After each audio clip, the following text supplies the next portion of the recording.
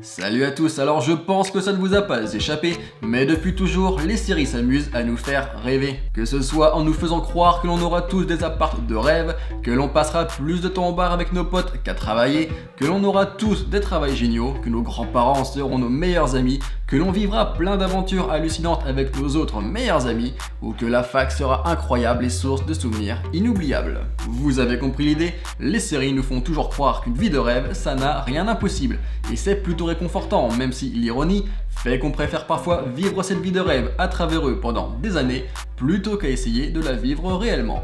Mais là où les séries sont très fortes, c'est quand il s'agit d'amour. Il n'y a pas plus inspirante, plus motivante, plus réelle que les histoires de nos personnages préférés. Si on sait tous que rares seront ceux à vivre dans des appartements de rêve comme celui de Rachel et Monica en plein Paris, on sait également tous qu'une histoire d'amour aussi puissante, romantique que celle de Ted et Tracy, bon, avec une fin plus heureuse, est à notre portée. Tout ce dont on a besoin, c'est de deux cœurs, un peu de courage, du romantisme et un peu de travail, évidemment. Et du coup, aujourd'hui, j'ai décidé de vous présenter mes 3 couples de séries préférés, enfin, presque, vous verrez.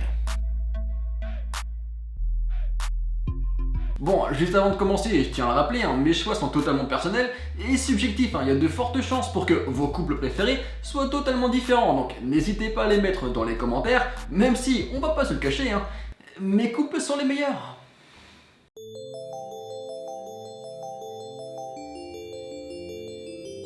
Pour ceux qui me suivent depuis un moment, ça devrait pas vous surprendre, étant donné que Scrubs est la meilleure série du monde, il est évident qu'on y trouve le meilleur couple du monde. Mais c'est quand même pour une raison bien précise que j'ai choisi JD et Elliot. En fait, ce qui caractérise le mieux ce couple, c'est le concept du timing. On peut le voir dès l'épisode 3 de la saison 1, où JD doit absolument embrasser Elliot avant la fin de la journée, au risque de terminer dans la friendzone. Et c'est un concept qui est universel et qui touche tout le monde. C'est-à-dire qu'on peut avoir un coup de foudre et tomber amoureux de quelqu'un, mais ne pas vivre une véritable histoire avec la personne avant de nombreuses années. Tout simplement parce qu'il faut encore apprendre à se connaître, il faut évoluer, vivre de nombreuses expériences et être prêt à s'embarquer pour une telle aventure. Et c'est un concept qui me tient à cœur parce que c'est celui de l'espoir et du travail. On est dans une société où on a besoin de tout avoir tout de suite, moi le premier. Et le problème c'est que l'amour, ça fonctionne pas comme ça.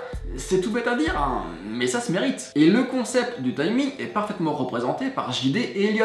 À l'inverse de Ross et Rachel dans Friends où ils passent leur temps à se mettre ensemble et à se séparer sans qu'il y ait de véritable intérêt et sans que ça n'apporte quelque chose à leur évolution, JD et Elliot vivent réellement à travers ce timing. Ainsi, même quand ils ne sont pas en couple dans la série, c'est impossible d'être triste ou déçu parce que on sait que ça va bien se terminer pour eux et qu'il y a un réel but, un réel intérêt derrière tout ça. Par exemple, Elliot vit 2 histoires sérieuses dans la série et elles sont à la fois importantes pour elle, mais également pour JD parce que ces histoires-là leur permettent de grandir, mais également de comprendre ce qu'ils veulent vraiment dans leur vie. Et c'est parfaitement mis en scène quand JD fait en sorte que Elliot se sépare de Sean pour se mettre avec lui et que là il réalise que oui, il veut Elliot, mais c'est pas le bon moment. You have me. You finally have me. Oh my god, I don't want her!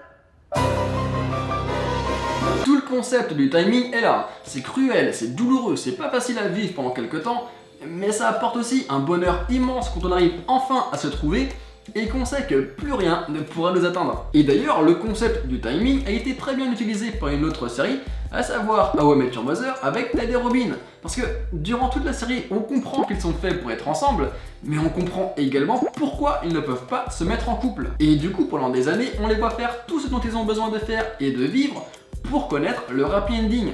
Que ce soit des rencontres, des expériences professionnelles, des enfants, etc. Et si on sait tous que Tracy restera à jamais la femme de la vie de Ted et qu'il donnerait tout pour vivre ne serait-ce qu'une heure en plus avec elle, Robin apparaît comme une évidence. C'est évident que s'il doit se reconstruire, ça sera avec elle.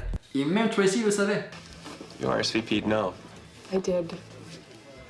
But someone pretty persuasive talked me into it.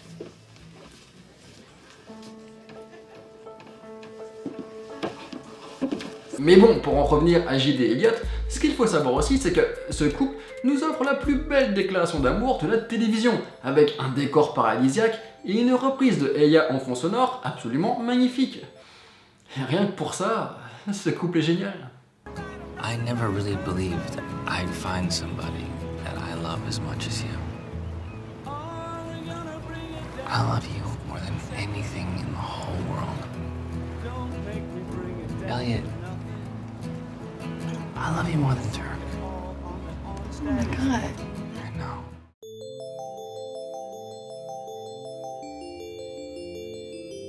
Ce qui est génial avec ce couple, c'est qu'il apporte une idée totalement différente de ce que je viens de dire.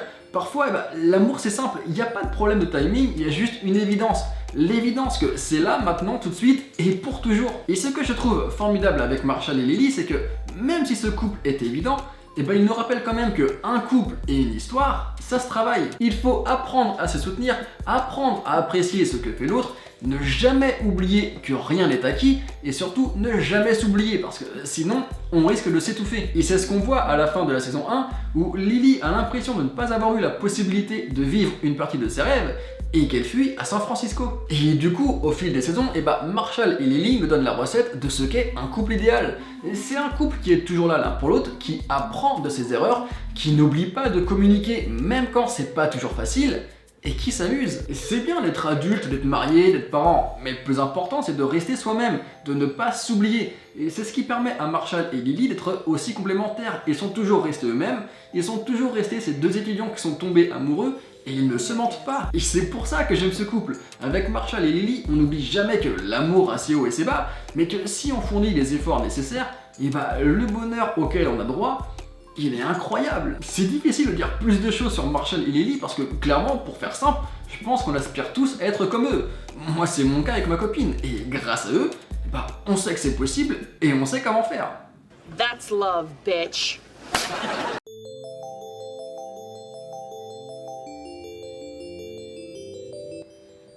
Oui, bon, je sais, c'était pas un couple auquel vous vous attendiez, mais j'ai des bonnes raisons et elles sont propres à moi-même. En fait, pour ceux qui ne le savent peut-être pas, j'ai pour objectif de devenir auteur jeunesse, c'est-à-dire d'écrire des histoires pour les 7-14 ans. Et c'est tout bête, mais la relation Mike et Eleven, c'est typiquement le genre de relation que j'aimerais être capable d'écrire plus tard. Parce que, honnêtement, je la trouve parfaite. Dans cette histoire, il y a absolument tout. Il y a l'innocence des enfants face à une aventure hors du commun. Il y a de la tendresse qui est confrontée à la dure réalité du monde dans lequel on vit tous. C'est touchant, c'est vibrant. Il n'y a rien de mieux qu'une histoire sur les enfants qui n'oublie pas qu'un enfant, c'est pas qu'un enfant. Faut arrêter de croire qu'à 10 ans, on n'est pas capable de voir et de comprendre le monde tel qu'il est. Au contraire, c'est même à cet âge-là qu'on commence à s'ouvrir et même à vivre plein de choses importantes, que ce soit les premiers bisous, les premières déclarations, les premières danses, les premières séparations, les premières déceptions, les premières trahisons, etc. Et la relation Mike et Eleven, c'est un puzzle qu'on aurait tous aimé vivre à cet âge. De l'aventure, de l'héroïsme, de l'émotion. Il n'y a pas plus cool que l'insouciance à cette période de la vie. Personnellement, j'ai eu la chance de vivre un truc assez fort à l'âge de 11 ans. Et bon, pas du tout même niveau que Mike et Eleven. Et ça a duré que 15 jours, mais je m'en souviendrai toute ma vie. Et ça m'a apporté bien plus que ce qu'un adulte peut imaginer. Et c'est pour ça que j'adore ce petit couple, parce qu'il rappelle que des enfants, ce ne sont pas que des enfants, qu'ils vivent dans le même monde que les adultes, et donc que ce qu'ils vivent, ça compte. I can't lose you again. You won't lose me. Do you promise? Promise. Et du coup, j'espère vraiment avoir un jour la chance et l'inspiration d'écrire une relation aussi géniale et juste que celle-ci. Elle? Yes. I'm happy you're home. Me too. Bon, évidemment, j'aurais pu mettre énormément d'autres couples. Ted et Tracy pour la puissance du romantisme de leur histoire, April et Andy pour leur relation adolescente délirante, Veronica et Logan pour leur côté rock'n'roll, ou encore Pam et Jim, qui sont la mignonitude incarnée. Donc voilà, n'hésitez pas à me dire quels sont vos couples préférés, et en attendant, je vous dis à la prochaine.